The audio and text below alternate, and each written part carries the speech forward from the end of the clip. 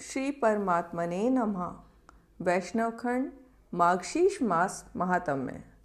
श्री विष्णु भगवान ब्रह्मा जी से बोले कि हे पुत्र, मैं जागरण का लक्षण कहूँगा, जिसके विज्ञान मात्र से मैं कलयुग में सर्वदा सुलभ रहूँगा।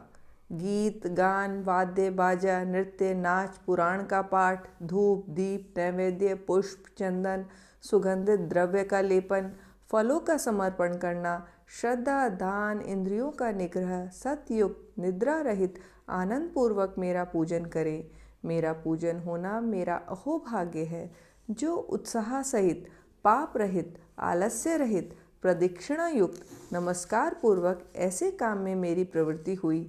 नीराजन सहित अत्यंत प्रसन्नचित होना। हे महाभाग, प्रत्येक प्रहर में मेरी आरती करना। इन 26 गुणों से युक्त जागरण को जो मनुष्य एकादशी के दिन भक्ति से करता है, वह फिर पृथ्वी पर जन्म नहीं लेता। जो इस प्रकार धन श्रद्धा से रहित होकर यथाशक्ति परम भक्ति से जागरण करता है, वह मुझ में लीन हो जाता है। जो प्राणी मेरी एकादशी के दिन में सोते हैं, उनको समझना चाहिए कि वे कलयुग सर्प से डसे गए हैं, और जो प्राणी जागरण नहीं करते, उनको माया रूप पाप के बंधन में पड़कर अत्यंत मोहित हो रहे हैं। जिन्होंने कलयुग में एकादशी के आने पर भी बिना जागरण के ही एकादशी को बिता देते हैं, तो उनका अवश्य ही विनाश समझो, क्योंकि जीवन अनित्य है।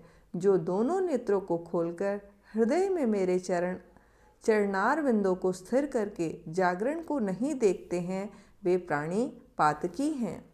वाचक व्यास के न रहने पर गीत नृत्य को करावें। हे देवेश, यदि वाचक मिले तो पहले पुराण को पढ़े। हे पुत्र, 1000 अश्वमेध 100 वाजपेयी यज्ञ का जो पुण्य होता है, उससे कोटि गुणा अधिक पुण्य मेरे निमित्त एकादशी के दिन जागरण करने से होता है। हे मानद, मेरे एकादशी के दिन जागरण करने से पितृपक्ष के, मातृपक्ष के, स्त्री पक्ष के कुलों का उद्धार हो जाता है। उपवास के दिन जागरण प्रारंभ होने पर जो विघ्न उपस्थित करता है, तो मैं उस स्थान को छोड़कर तथा श्राप देकर चला जाता हूँ।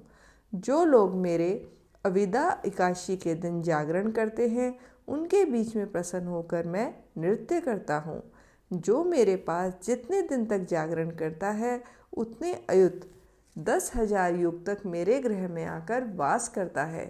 एकादशी के दिन जागरण के बिना पूर्वजों को न गया पिंडदान से, न तीर्थ जाने से, न बहुत यज्ञों से मुक्ति होती है। अतः सब साधनों से जागरण श्रेष्ठ है। जो मेरे एकादशी के दिन जागरण के समय पुष्पों से पूजन करता है, वह प्रत्येक पुष्प में अश्वमेध यज्ञ के फल का भागी होता है। हे पुत्र, जो मेरी एकादशी के दिन रात्रि में जागरण के समय दीपदान करता है, वह प्रत्येक क्षण के प्रकाश से 10,000 गोदान के फल को पाता है।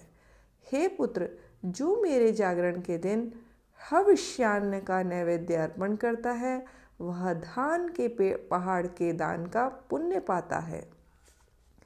हे चतुर्वक्त, जो अनेक प्रकार के पकवान तथा फलों का मेरे जागरण के दिन देता है, वह 100 गोदान के फल को पाता है। जो मेरा भक्त मेरे जागरण के दिन कपूर के साथ तांबूल को देता है, वह मेरे प्रसाद से 7 द्वीप का स्वामी होता है। हे देवेश, जो मेरे जागरण के दिन पुष्पों का मंडप बनाता है, वह पुष्पों से सजाए हुए विमान पर सवार होकर मेरे गृह में आकर आनंद करता है। जो मेरे जागरण के दिन कपूर और गुग्गल का धूप देता है, वह अपने लाख जन्म के पापों को भस्म कर देता है। जो मेरे जागरण के दिन मुझको दही, दूध, घी और जल से स्नान कराता है, वह इस लोक के सुख को भोगकर अंत में श्रेष्ठ मुक्ति को पाता है। जो दिव्य वस्त्रों को और विविध प्रकार के फलों को मेरे लिए देता है, वह वस्त्र के जितने तंतु सूत होते हैं, उतने वर्षों तक चिरकाल स्वर्ग में वास करता है।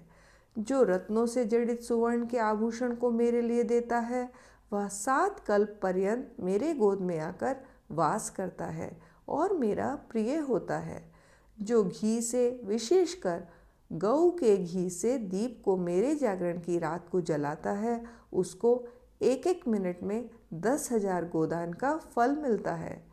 हे चतुर्वक्त, जो मेरे जागरण के दिन कपूर के दीपक से नीराजन करता है, वह कपिला गोदान के फल का भागी होता है।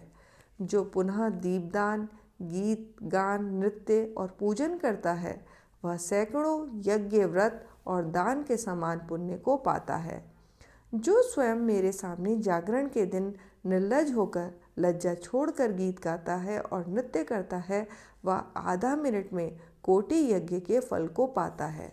जो मेरे जागरण के दिन गीत या नृत्य को रोकता है अर्थात मना कर देता है, वह 60,000 युग वर्ष तक रौरव नरक में यातना को भोगता है। जो मेरे जागरण के दिन मेरे समीप नृत्य करते हुए मनुष्य के समीप जाते हैं, वे लोग धर्मराज के बंधन से छूटकर और मुक्ति का भागी होकर मेरे स्थान को चले जाते हैं। जो मेरे जागरण के दिन नृत्य करने वाले मनुष्य की हंसी करता है, वह 14 इंद्र के राज्यकाल तक नरक में जाकर वास करता है।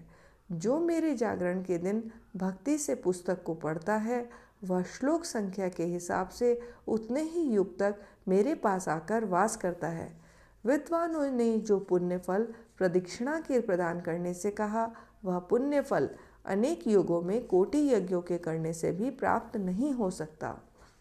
हे सुत, जो मेरे सामने जागरण के दिन मालाकार दीप को जलाता है, वह कोटि विमान के साथ देवलोक में जाकर कल्प वर्ष पर्यंत वास करता है। जो जागरण के समीप मेरी पाल चरित्रों को पढ़ता है, वह मनुष्य सहस्र कोटि युग तक श्वेत द्वीप में जाकर वास करता है। इसलिए दोनों पक्ष की एकादशी को जागरण करना चाहिए, और जो जागरण रात्रि को गीता का तथा सहस्त्र नाम का पाठ करता है, वेदोक्त मंत्रों का और पुराणों का जागरण के समय पाठ करने से पुण्य की प्राप्ति होती है। हे पुत्रक, जो मेरे जागरण के समय धेनु दान को करता है, वह 7 द्वीप से युक्त पृथ्वी के दान फल का भागी होता है। इसमें कोई भी संदेह नहीं है। इस पृथ्वी के समस्त पुराणों से महान पुण्य को देता है। और हे पुत्र, 3 लोक के प्रसिद्ध एकादशी के दिन जागरण करने कहा है। जो लोग मन, वचन, कर्म से जागरण करते हैं, उनका मेरे लोक से किसी भी तरह लौटकर नहीं आते।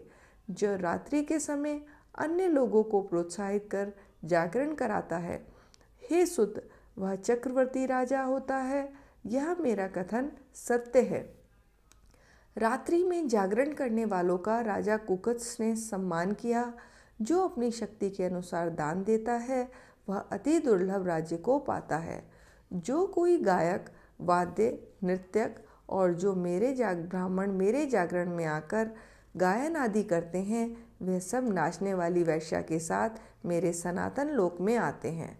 दुष्ट योनि में जन्म लेकर भी एकादशी के दिन जागरण करके हे मुनिश्रेष्ठ कामिक लोग भी राजा हो गए हैं, और निष्काम तथा चांडाल आदि भी जागरण करके मुक्त के भागी हो गए हैं।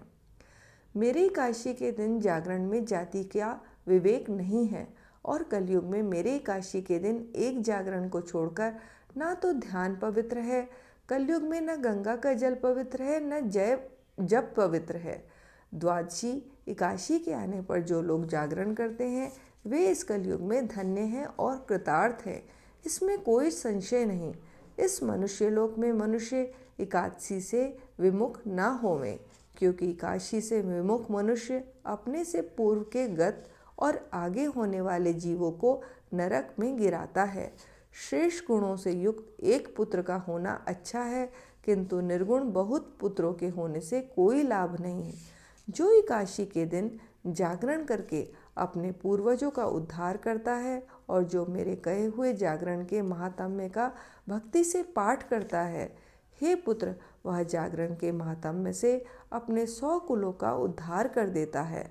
अगम्य स्त्री में गमन करने से, अभक्ष्य वस्तु के भक्षण करने से जो पाप होता है, हे सुत, वह समस्त पाप एकादशी के जागरण से नष्ट हो जाते हैं। और अज्ञान से जो पाप किया और ज्ञान पूर्वक जो पाप किया और जो पूर्व जन्म का अर्जित पाप है, इस जन्म में जो पाप किया, एकादशी के जागरण से उन समस्त पापों से रहित हो जाता है और उसके सब मनोवांछित कार्य सिद्ध होते हैं। हे चतुर्वक्त्र, मेरी एकादशी की रात को जागरण करने पर मनुष्य केवल जागरण से ही मुक्ति के गामी हो जाते हैं। जो फल एकादशी के दिन कलयुग में जागरण करने वालों का होता है, उस फल की प्राप्ति कुरुक्षेत्र और प्रयाग में वास करने वालों की नहीं होती। हे पुत्र, एकादशी के दिन जागरण करने से जिस फल की प्राप्ति होती है, उस फल की प्राप्ति हजारों अश्वमेध यज्ञ और कोटि तीर्थों से स्नान करने से नहीं होती। जो एकादशी के महात्म्य को पढ़ता है, सुनता है, वह मनुष्य समस्त पापों से रहित होकर परम गति को पाता है। जिस मनुष्य के यहाँ एकादशी कारण है, अर्थात एकादशी के दिन व्रत, पूजन, जागरण आदि होते हैं, उसके समस्त दुष्ट ग्रह सदा के लिए सौम्य हो जाते हैं। संतान को वियोग नहीं होता है। मेरी कीर्ति सुनने में नित्य प्रेम होता है और वह प्रेम कभी नष्ट नहीं होता तथा रण में और राजकुल में हमेशा विजयी होता है। हमेशा धर्म में वृद्धि और मुझ में निश्चल भक्ति होती है तथा एकादशी की भक्ति करने से मनुष्य को पाप तो लिप्त होता नहीं और मेरे एकादशी के दिन जागरण करने से प्रेत शरीर भी नहीं होता। जो लोग एकादशी के व्रत आदि से विमुख हैं, उनकी परलोक गति नहीं होती। इसलिए कलयुग में एकादशी के दिन व्रत आदि सब उपायों से अवश्य करना चाहिए। इति श्री स्कंद महापुराणे ब्रह्मा विष्णु संवादे मार्गशीर्ष मास महात्म्ये एकादशी व्रत जागरण फल कथनम नाम त्रयोदशो अध्याय संपूर्णम। हरि ओम तत्सत, हरि ओम तत्सत, हरि ओम तत्सत।